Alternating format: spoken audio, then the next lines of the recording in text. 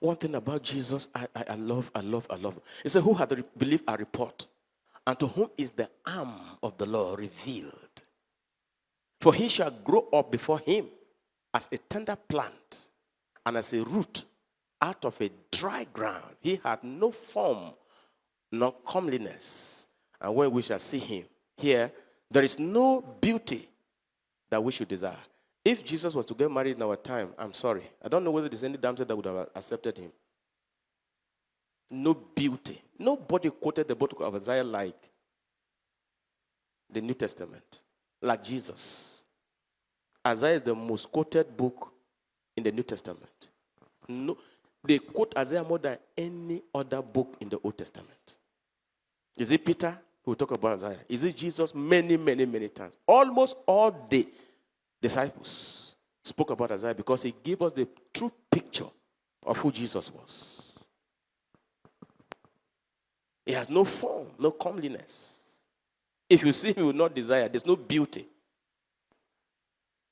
So the Jesus that we see in the dream, you see him, you say it's a beautiful man, it's a good-looking person. It's because he's in the spirit. That's his glory, is in glory. In the natural, it was not attractive. And the reason why he deliberately was living like that was because he wanted to put himself under pressure so that he can please his father. Shut down the flesh. The fallen nature had power over the fall. Satan will come with pride. Great man. There's only one that's great. There's no glory that he ascribed to himself. At a point they say, who are you? Who? Who are you? Because they saw something. As a tender plant, he grew out of dry ground. So everything around him, the environment was not conducive. There was nothing that was supportive. At home, outside there, nothing. Many of you came from families where you are the first to get born again, and you're coming from an unorthodox background, right? Was it palatable? Was your mother supporting you? In my own case, I was not supported. Persecution from every front, every way. They denied me of my rights. Up to today, I'm closer to brethren in the church more than my own family members. Because I was used to being with brethren because of the persecution that was coming. His own brethren asked him at a particular time, said, go out and showcase this thing. Why are you hiding?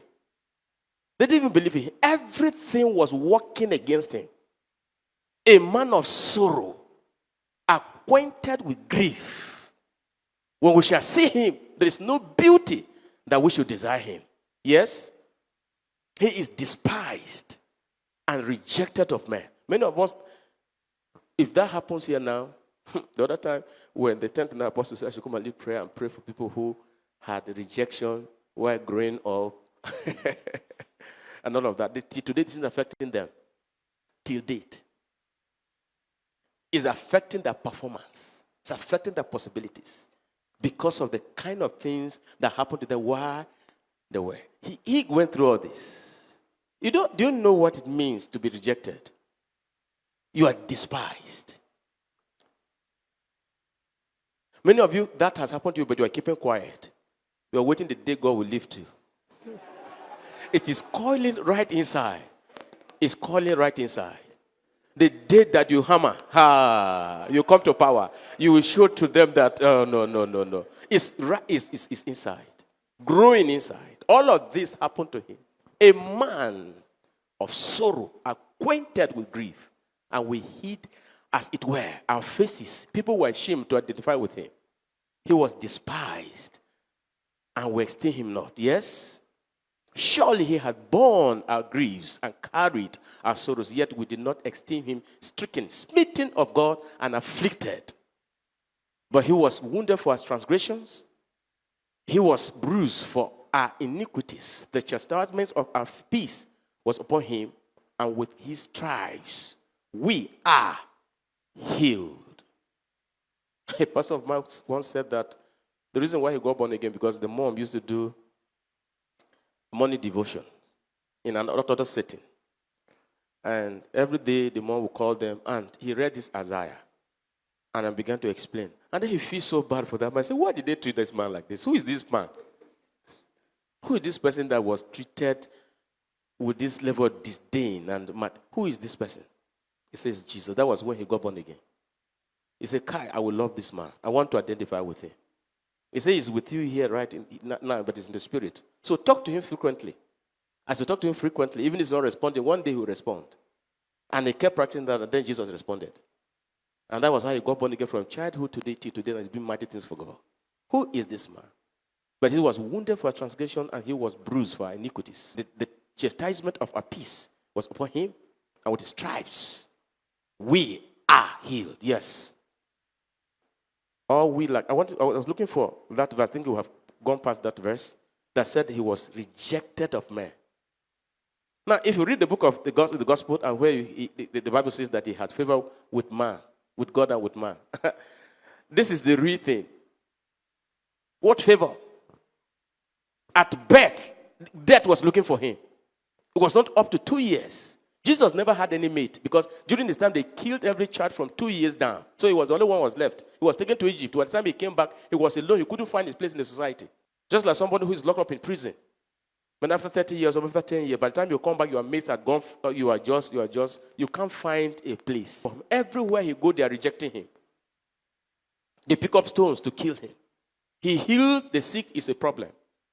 Where will he heal on the Sabbath day? They were constantly looking for, if there's any man that has, the Bible says he grew out of a dry ground. The environment was hostile. There was nothing that was, but there was a life on his inside that he must not corrupt. Because generations are going to come out of that life. That was what Adam was supposed to do. That he couldn't do. What God wanted him to watch over was his soul, not the garden, not the vegetation. Satan, when he entered into the garden, was he looking for the fruit? And after he fell, did he go for the fruit? It won't mean anything to him. That was not what he was going for. He wanted him to corrupt because he knows that be fruitful, multiply, and replenish the earth. When he begins to reproduce, when he begins to bear children, it will be difficult for Satan to handle because he can't pollute the source again.